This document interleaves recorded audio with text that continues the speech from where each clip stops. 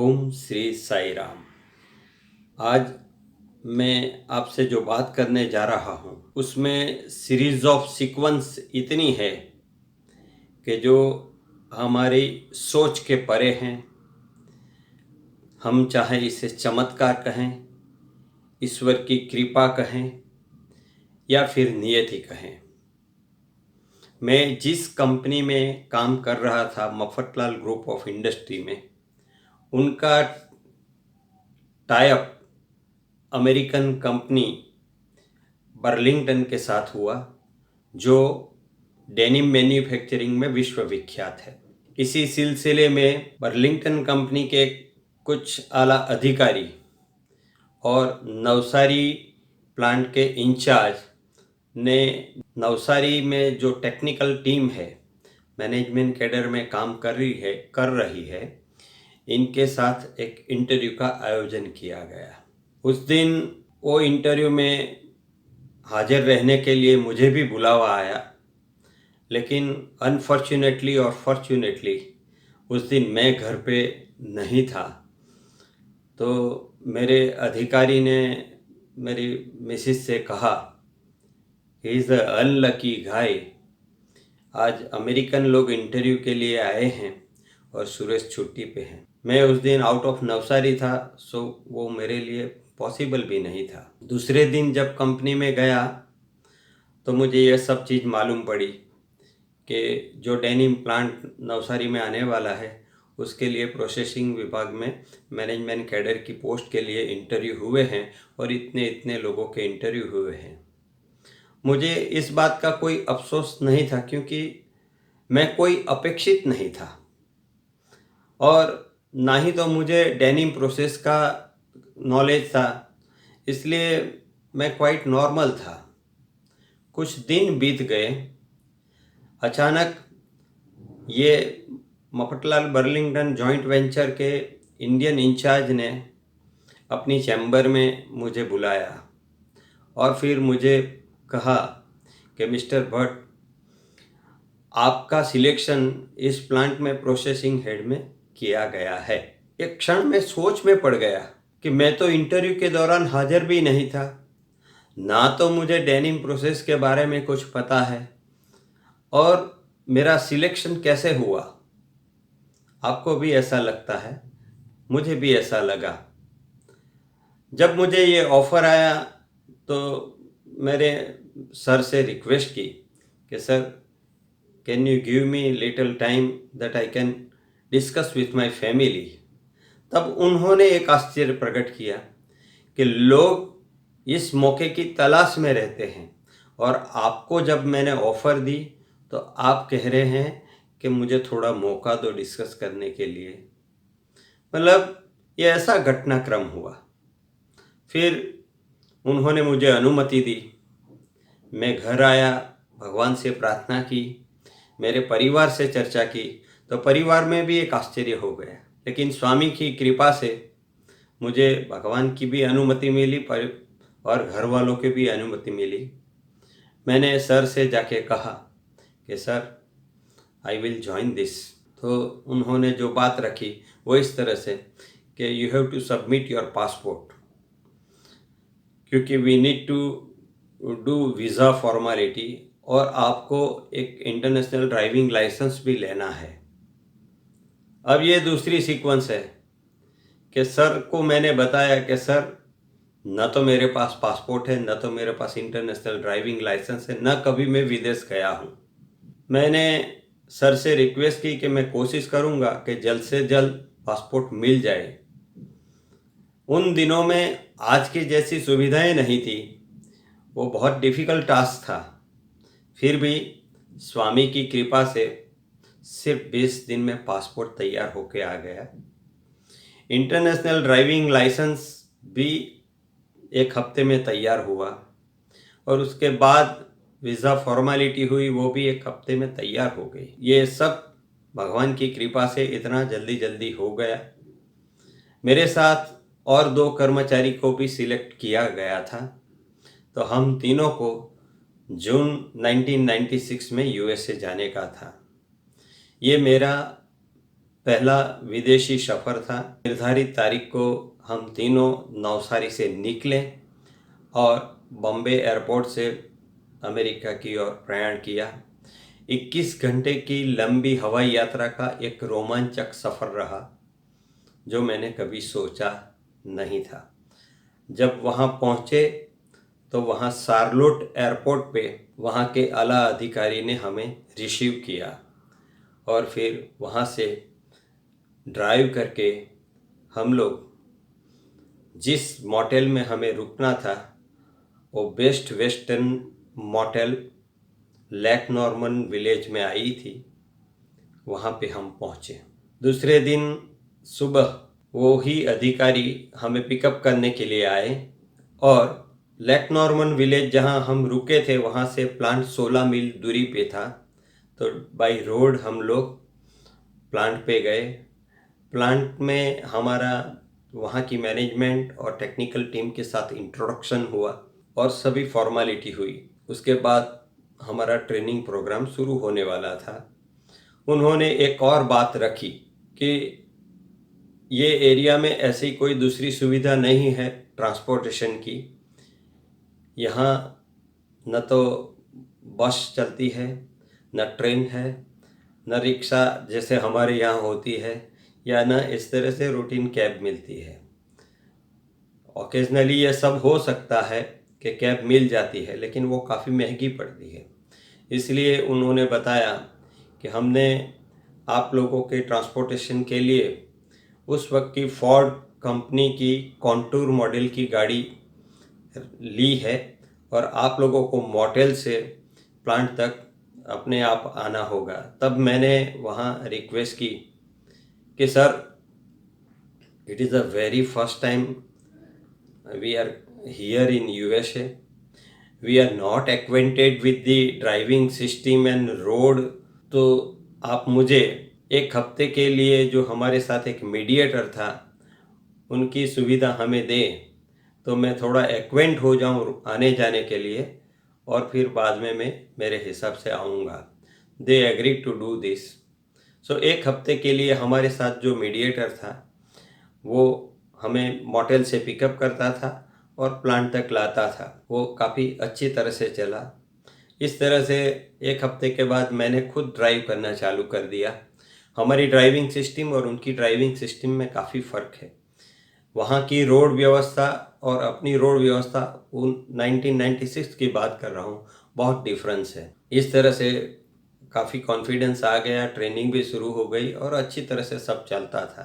15 दिन के बाद हम जो 3 थे उसमें से हमारा एक कर्मचारी को दूसरी जगह पे ट्रेनिंग में जाना था, वो वहाँ चले गए और फिर हम 2 रह गए, मैं और एक मेरा साथी कर्मचारी था। एक वीकेंड पे हमें ऐसा हुआ कि now we are comfortable with the driving, so हम लोग लॉन्ग ड्राइव पे जाएं।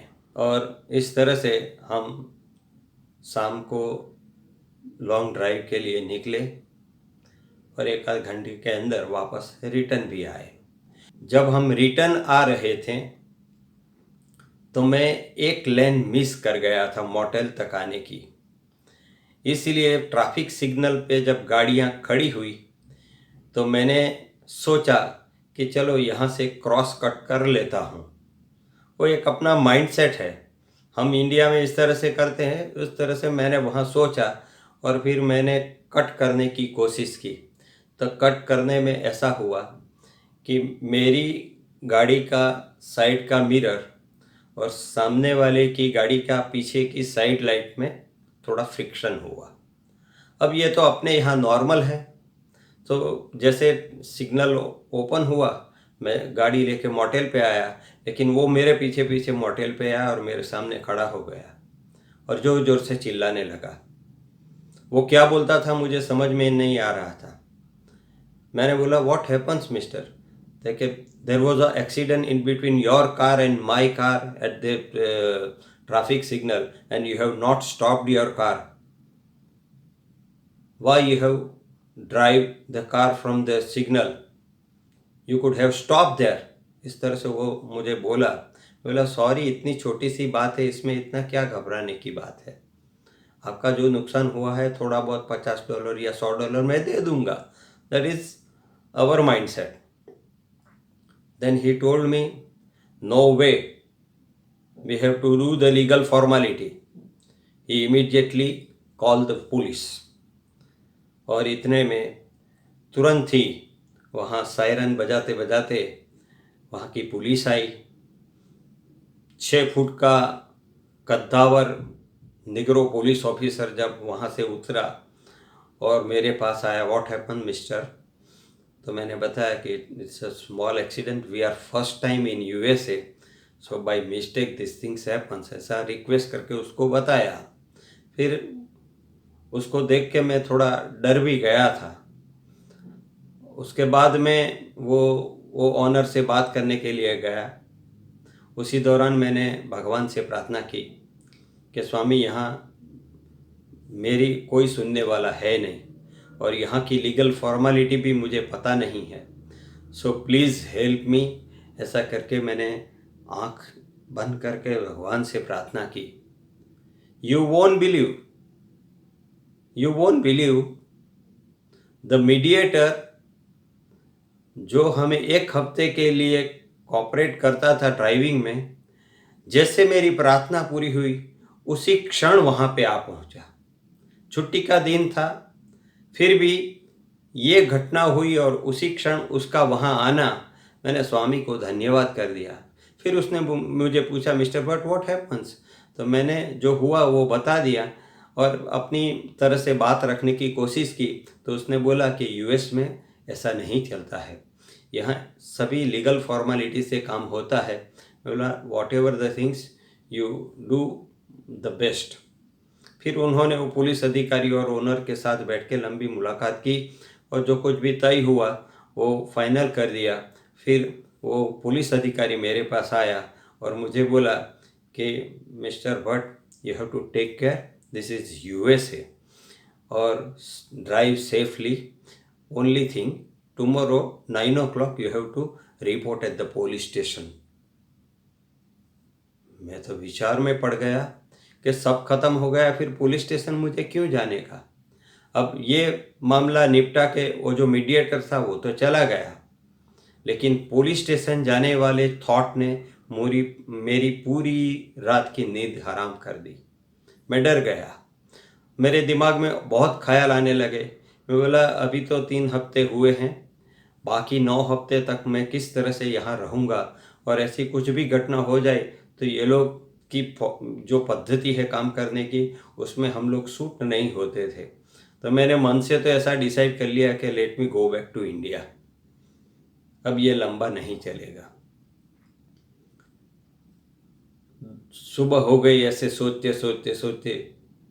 मेरे साथ जो कुलीग था उसने मुझे बोला कि सर अब हमें 9 बजे पुलिस स्टेशन जाना है और जाना तो पड़ेगा ही. मैं बोला मेरे में अभी हिम्मत नहीं रही है कि मैं गाड़ी को ड्राइव कर सकूं, तो क्या करें, जाना तो पड़ेगा ही. तैयार हुए जाने के लिए, मन थोड़ा बनाया, लेकिन गाड़ी के पास जाने से ड्राइविंग सीट पे बैठा, मेरी बगल में मेरा वो साथीदार था वो भी बैठा, लेकिन मेरा मन नहीं कर रहा था कि मैं ड्राइव करूं. और इतना डर गया कि पुलिस स्टेशन का रास्ता मुझे पता नहीं है, वहाँ कैसे जाऊँगा. इंडिया में तो ऐसा है कि हम किसी को पूछ लेते हैं रास्ते में साइड पे गाड़ी करके, वहाँ वो सिस्टम भी नहीं थी. वहाँ सब मैप से होता है और वो मैप में कहाँ पे क्या है वो भी मुझे पता नहीं था. इसलिए मैं बहुत डर गया और मैंने होप छोड़ दी कि अब मैं नहीं जाऊँगा और कार तो कभी नहीं चलाऊँगा. फिर मेरा जो साथीदार था बोलता है, सर एक बार पुलिस स्टेशन जा ले, बाद में जो कुछ भी है देखेंगे.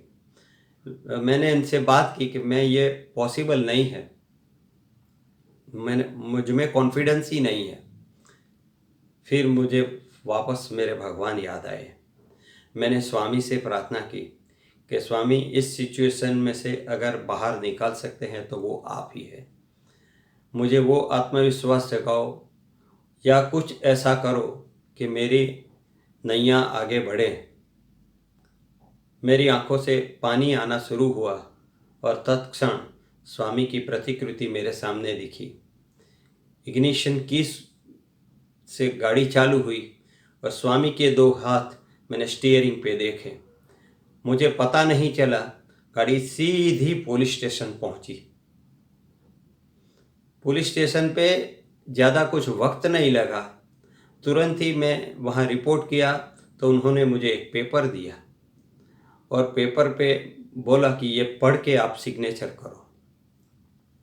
तो उसमें मेरी गाड़ी के साइड के शीशा में जो थोड़ा डैमेज था उसका $1500 चार्ज किया था और सामने वाले की गाड़ी में जो टेल लाइट पे स्क्रैच गिरा था उसका $1000 चार्ज इंश्योरेंस कंपनी पे किया था। मैं तो ये सोच में ही पड़ गया, जो चीज़ मैं $100 में निपटाने की बात कर रहा था वहाँ तो कुल मिला के $2500 की बात हुई। भगवान का धन्यवाद किया। भगवान आप ही मेरे जीवन के सारथी है, आप हर वक्त मेरे साथ रहें और मेरा आगे का जो कुछ भी समय है उसमें आप मेरी मदद करें। वहाँ से हम प्लांट पे गए। प्लांट में वहाँ टाइम सिस्टम है, जैसे टाइम हो जाता है वहाँ प्लांट में एंट्री क्लोज हो जाती है। फिर हमने टेलीफोनिक टॉक की बाहर से, उन्होंने प्लांट ओपन किया, हम अंदर गए, वहाँ के मैनेजमेंट से बात की और सब इस तरह से हो गया कि जैसे कुछ हुआ ही नहीं। और इसी तरह से पूरा ट्रेनिंग प्रोग्राम हमारा पूर्ण हो गया। 4 जुलाई इंडिपेंडेंट डे अमेरिका है और उस दिन हम लोग 3 दिन की छुट्टी थी तो वॉशिंगटन डीसी गए, वहाँ के म्यूज़ियम देखे, वाइट हाउस देखा और काफ़ी अच्छी तरह से भगवान की कृपा रही कि जब भी मैं कार में बैठता और ड्राइविंग करने की सोचता उस वक्त स्वामी को पहले प्रार्थना करता था और स्वामी के हाथ मुझे स्टीयरिंग पे दिखते और फिर मेरी गाड़ी चल पड़ती थी। इस तरह से जिस प्रोसेस के बारे में नॉलेज नहीं था, जिन लोगों से मैं बात करना चाहता था वो सभी अमेरिकन थे, उनके प्रोनाउंसिएशन और हमारे प्रोनाउंसिएशन में जो ब्रिज बनना चाहिए वो भी तकलीफ थी। वहाँ उन दिनों में कंप्यूटर टेक्नोलॉजी से काम चलता था, वो सब कुछ मेरे ट्रेनिंग के दौरान मैंने सीख लिया और लास्ट वीक में हमने एक छुट्टी प्लान की थी और उसमें मैं मेरे कई रिश्तेदार और मेरे फ्रेंड को मिला। मेरा एक फ्रेंड ने ऐसा प्लान किया था कि न्यू जर्सी से नायग्रा हम जाएंगे और नायग्रा फॉल देख के फिर हम आएंगे, बाद में तुम इंडिया चले जाने का। तो हम लोग न्यू जर्सी से नायग्रा गए, एक रात वहाँ रुके और दूसरे दिन जब हमें मिस्ट में जाने का था तो उसने बोला यहाँ तक आए हैं तो ये भी एक मौका है तो हम ले लेते हैं। हम लोग नायग्रा के मिस्ट में गए और ब्यूटीफुल, वंडरफुल, इतना बड़ा रेनबो मैंने वहाँ देखा और रेनबो में मैंने भगवान के दर्शन किए। मेरी आंखें अपने आप बंद हो गई और वो मैं स्वामी का दृश्य अंदर उतारता गया।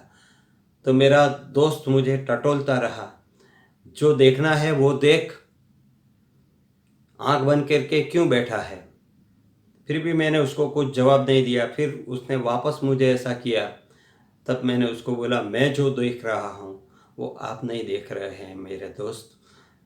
इस तरह से स्वामी की कृपा रही, प्रवास पूर्ण हुआ, हम लोग इंडिया वापस आए और यहाँ मशीनरी आना शुरू हुई, प्लांट का इरेक्शन वर्क चालू हुआ, कमिश्निंग हुआ और इस तरह से सब काम स्वामी ने अब इस तरह से किया कि मुझे कुछ पता ही नहीं चला कि ये काम किस तरह से हो गया।